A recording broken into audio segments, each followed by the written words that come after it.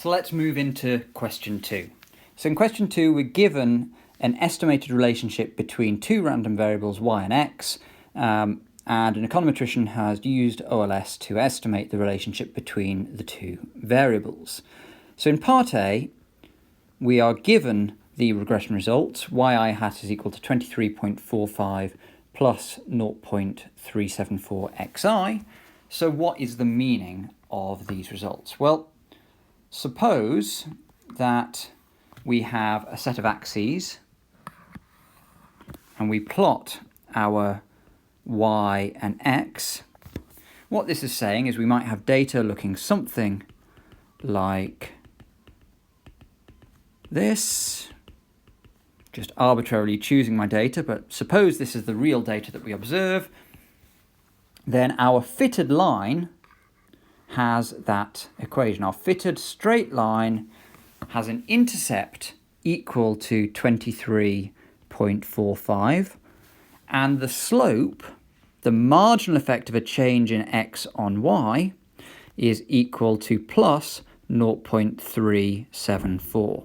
For every 1 that x increases, y is expected to increase by 0.374. So what that suggests is that for x increasing by 4, we would expect y to increase by a proportional amount. So y would increase by 4 times by 0.374, which is equal to 1.496. That's our expected change in y due to an increase in x by 4. Moving into, in part B, we're asked to test the statistical significance of the estimated coefficients by constructing t-stats. Now, the default of what this means, or the default of what it means to test the statistical significance, means test the null hypothesis that these coefficients are equal to 0. So let's start with the intercept. We begin by defining our null and alternative hypothesis. So let's begin by looking at the intercept. So our null hypothesis is that the true population intercept is equal to 0 against the alternative that the true population intercept is not equal to 0. We construct our t-stat by taking the estimated value of beta hat minus the hypothesized value of beta. So this is beta naught hat minus the hypothesized value of the intercept, so that's 0, divided by the estimated standard error of beta naught hat. So remember, this is an estimated standard error. We're given that estimated standard error in the regression results, so we're going to need to use the t-distribution when we find our critical value. So our t-statistic is just equal to 23.45 minus 0 divided by the estimated standard error, which is equal to 2.34, giving us a t-stat, or a test statistic, of 10.02. Now, is this significant or not? Well, in order to check that, we need to find our critical value from the t-tables. Now, we're told that we have 37 observations. We've estimated 2 coefficients, so we have 35 degrees of freedom. We have the number of degrees of freedom is just the number of observations minus the number of coefficients that are estimated.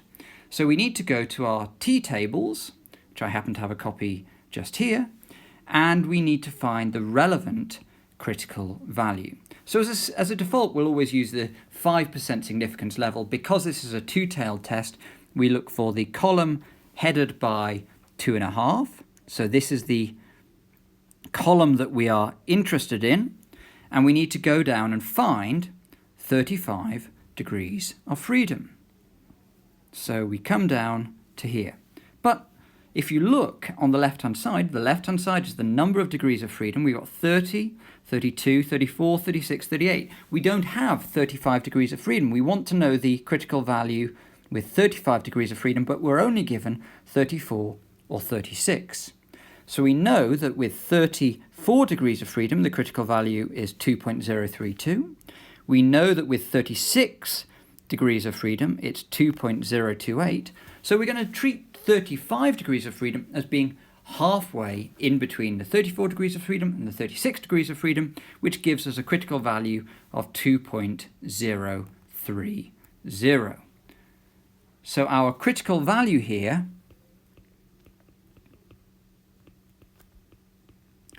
is equal to 2.030, and that is the critical value with 35 degrees of freedom. Because our t-stat is larger than the critical value, we reject the null hypothesis. So that suggests that in the population, the intercept is non-zero. We've been able to provide enough evidence that in the population, the intercept is non-zero. Now let's move on to testing about the slope parameter, the marginal impact of a change of x on y. So we'll start by doing exactly the same thing. We'll define our null hypothesis that beta 1 is equal to 0. We'll define an alternative that beta 1 is non-zero. Our t-stat is just the estimated beta 1, so the beta 1 hat minus the hypothesized value, so that's minus 0, divided by the standard error of beta 1 hat. Again, this is an estimated standard error. We have an estimated coefficient of 0.374. Our hypothesized value is 0, divided by the standard error, which is 0.142, which gives us a test statistic, a t-statistic of 2.634. Our critical value is still going to be 2.030. We've still got 35 degrees of freedom. So again, our t-statistic is larger than the critical value, so we reject the null hypothesis.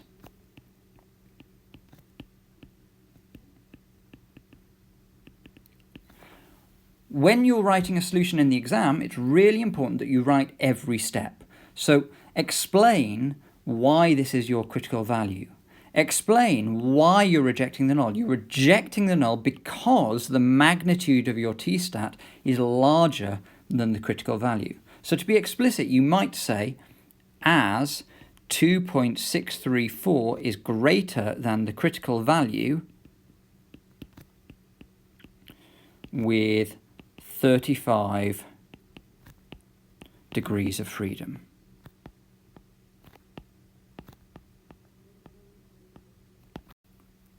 Thank you very much for watching, and I will see you all in lectures next week.